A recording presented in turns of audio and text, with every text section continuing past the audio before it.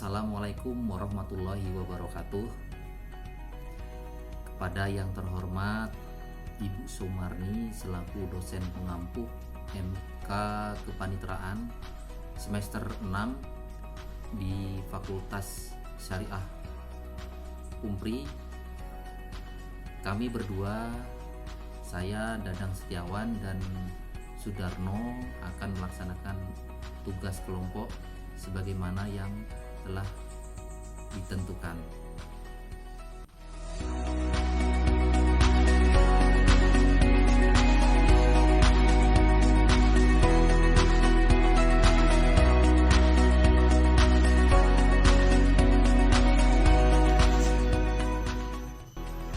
Coba Mas Darno jelaskan tentang apa tujuan dari kepanitraan.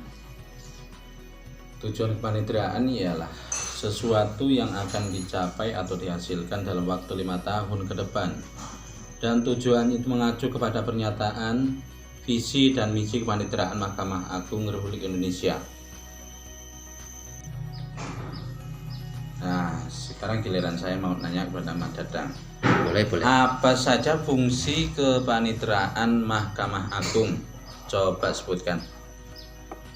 Fungsi dari kepanitraan Mahkamah Agung yang pertama adalah mengkoordinasi pelaksanaan pemberian dukungan di bidang teknis dan administrasi justisial maksudnya.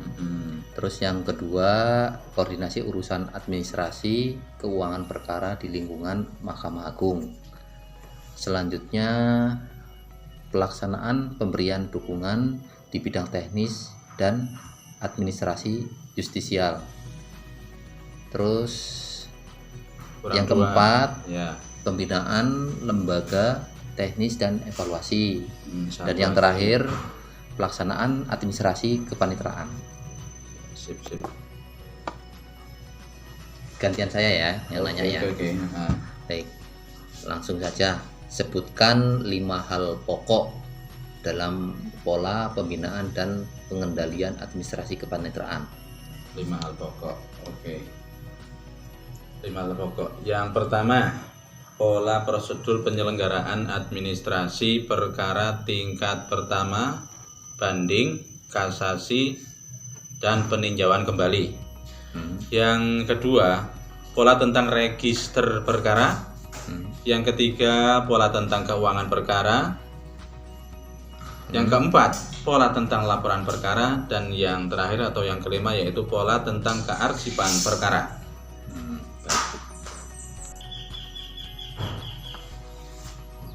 Nah, sekarang giliran saya. Soal yang berapa ini? Soal yang Keempat kayaknya. Ya, lanjut. Soal yang keempat. Coba. Dalam tata usaha administrasi peradilan, di situ memiliki 3 peranan penting, Mas. Memiliki 3 peranan penting. Sebutkan 3 peranan penting tersebut. 3 peranan penting ya. Iya. Yang pertama, dalam tata usaha administrasi itu yaitu melayani pelaksanaan pekerjaan operatif. Yang pertama yaitu melayani pelaksanaan pekerjaan-pekerjaan operatif untuk mencapai tujuan dari suatu organisasi. Berikutnya, menyediakan keterangan-keterangan bagi pucuk pimpinan organisasi itu untuk membuat keputusan atau melakukan tindakan yang tepat. Oke, yang ketiga. Yang ketiga atau yang terakhir, membantu kelancaran perkembangan organisasi dalam administrasi peradilan gitu.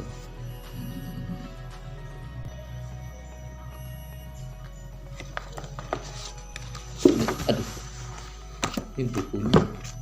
Boleh baca buku Pak Darmo? Boleh. Kalau cari-cari nggak apa-apa.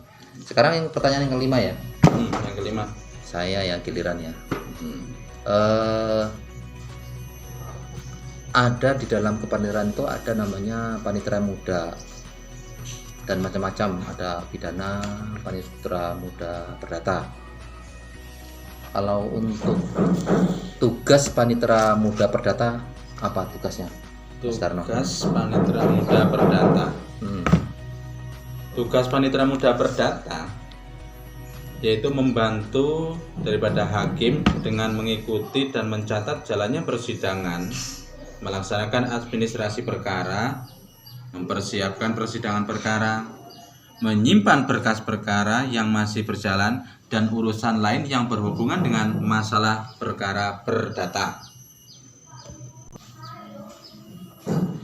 Terus sampean yang buka pertanyaan selanjutnya.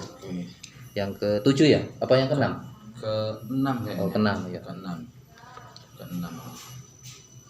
Pertanyaan yang ke-6. Kalau pertanyaan bisa cari soal-soal di sini bisa. Nanti jawabannya kita sambil buka di buku. Untuk pertanyaan yang ke-6 yang akan saya tanyakan yaitu dalam struktur kepaniteraan. Nah, dalam struktur kepaniteraan di situ ada Panitera Muda khusus. Jelaskan tugas daripada Panitera Muda khusus tersebut. Panitera Muda khusus. Iya. Tugas Panitera Muda khusus.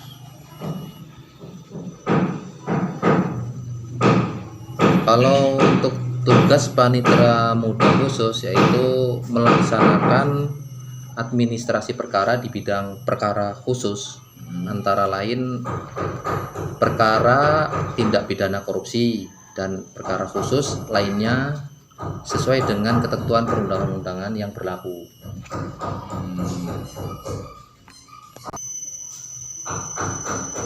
Sekarang soal yang ke-7 ya, kita buat 10 soal. Untuk apakah tugas pokok jurusita di dalam kepaniteraan? Oh, giliran saya nih ya. Iya, Tugas pokok jurusita di dalam kepaniteraan. di dalam kepaniteraan.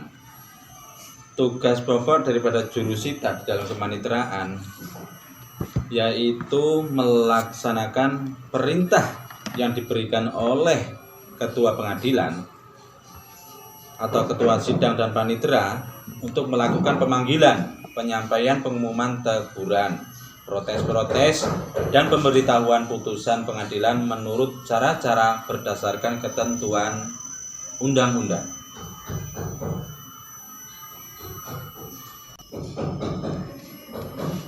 Coba yang lain. Wah, yang agak berat. Oke. Agak berat. Coba ini. Sekarang termasuk soal yang ke-8 atau yang ke-9 untuk berdasarkan coba jelaskan pengertian kasasi. Kasasi. Ya, pengertian kasasi. Tapi ini ada WA. WA ini ganggu wae. Jadi pengertian kasasi menurut berita Amijaya, kasasi ialah suatu jalan hukum yang gunanya untuk melawan keputusan-keputusan yang dijatuhkan dalam tingkat tertinggi, yakni keputusan yang tidak dapat dilawan ataupun tidak dapat dimohon bandingkan, baik karena kedua jalan hukum yang tidak diperbolehkan oleh undang-undang maupun didasarkan karena telah dipergunakan. Sebetulnya tentang kasasi ini banyak pendapat yang mendefinisikan. Ini saya ambil jawaban menurut pendapat Tirta Amijaya. Selanjutnya gantian. Oke. Untuk selanjutnya saya minta. Saya yang nanya ya. Kan tadi saya yang jawab. Oh nanti iya. saya yang nanya. Terus yang ke-9 ini coba Mas Darno jelaskan tentang apa yang dimaksud penanganan pengaduan. Penanganannya ini ya. Penanganan pengaduan. Definisinya apa? Penanganan pengaduan merupakan bagian dari pengawasan, yaitu pengawasan terhadap satu, tingkah laku aparat lembaga peradilan, dan yang kedua, manajemen dan kepemimpinan lembaga peradilan, tiga, kinerja lembaga peradilan, dan yang keempat, kualitas pelayanan publik lembaga peradilan. Oke. Langsung aja gantian yang 10 yang terakhir. Nah, sekarang untuk pertanyaan yang terakhir. Giliran ente untuk menjawabnya. Jelaskan tentang ruang lingkup pengawasan rutin atau pengawasan reguler. Ruang lingkupnya ya. Ruang lingkup. Ya, pertama manajemen peradilan yang terdiri atas program kerja pelaksanaan tugas, pengawasan dan pembinaan, serta evaluasi kegiatan.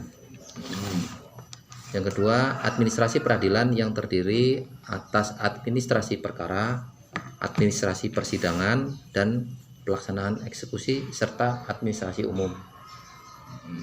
Selanjutnya, yang ketiga, mutu pelayanan publik, dan yang terakhir kinerja pengadilan, dan yang keempat kinerja peradilan. Demikian.